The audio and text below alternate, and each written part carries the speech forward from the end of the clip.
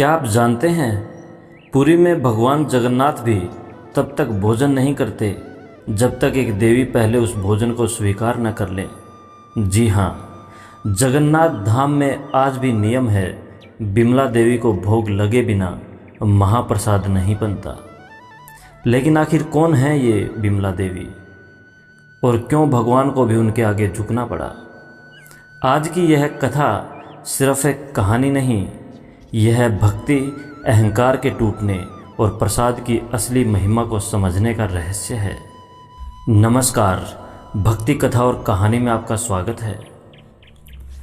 भारत की पवित्र भूमि में जिस प्रकार 12 ज्योतिर्लिंग भगवान शिव के निवास माने जाते हैं, उसी तरह 4 धाम बद्रीनाथ, द्वारका, पुरी और रामेश्वरम भगवान विष्णु के 4 दिव्य केंद्र माने जाते हैं।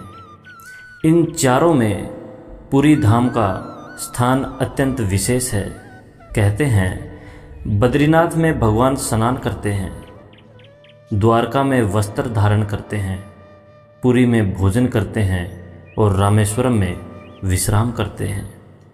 इसीलिए पुरी का महाप्रसाद केवल भोजन नहीं बल्कि स्वयं भगवान के स्पर्श से पवित्र अमृत माना जाता है।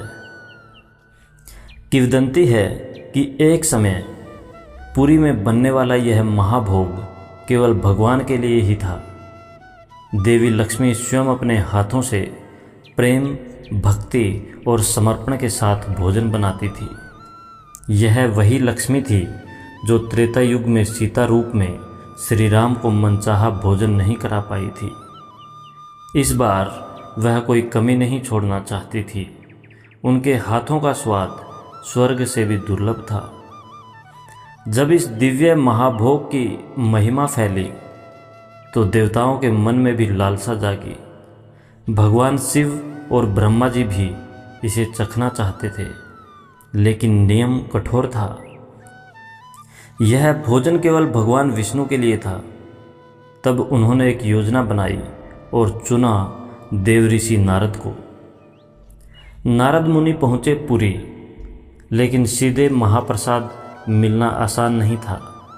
उन्होंने देवी लक्ष्मी से सेवा का अवसर मांगा और फिर एक दिन नहीं, एक महीना नहीं, पूरे 12 वर्षों तक नारद मुनि कभी जल लाते, कभी लकड़ी, कभी अन्न। वह हर छोटी बड़ी सेवा करते। उनकी निष्ठा धीरे धीरे देवी लक्ष्मी के हृदय को छूने लगी। एक दिन नारद मुनि सुगंधित फूलों की माला लेकर आए।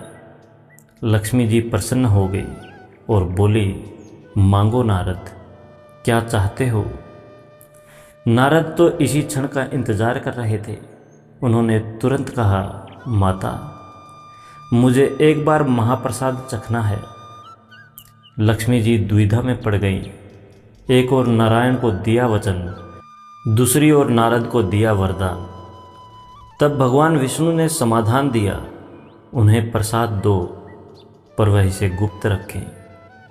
नारद मुनि ने जैसे ही महाप्रसाद चखा, उनका रोम रोम आनंद से भर गया।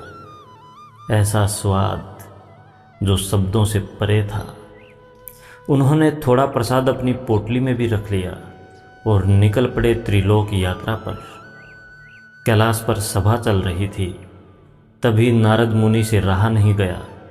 उन्होंने कह दिया, इससे भी बड़ा आनंद है जगन्नाथ का महाप्रसाद। बस यहीं से रहस्य खुल गया। नारद ने प्रसाद शिवजी को दिया और जैसे ही उन्होंने उसे चखा, महादेव आनंद में झूम उठे, तांडव करने लगे। पूरा कैलाश हिलने लगा। पार्वती जी आई और जब उन्हें सच्चाई पता चली, वह क्रोधित हो गई। यह प्रसाद केवल तुम लोगों के लिए क्यों? अब यह पूरे संसार को मिलेगा। पार्वती जी शिव जी को साथ लेकर पुरी पहुंची। वह एक रूठी हुई बहन की तरह अपने भाई विष्णु से न्याय मांगने आई थी। भगवान जगन्नाथ ने कहा, यदि यह प्रसाद सबको मिलेगा तो पहले इसे तुम स्वीकार करो। और उसी क्षण पार्वती जी को मिला नया स्वरूप, देवी बिमला। जगन्नाथ मंदिर परिसर में देवी बिमला का निवास हुआ और नियम बन गया, पहले भोग देवी बिमला को लगेगा, फिर वही प्रसाद भगवान जगन्नाथ को अर्पित होगा, तभी वह महाप्रसाद कहलाएगा।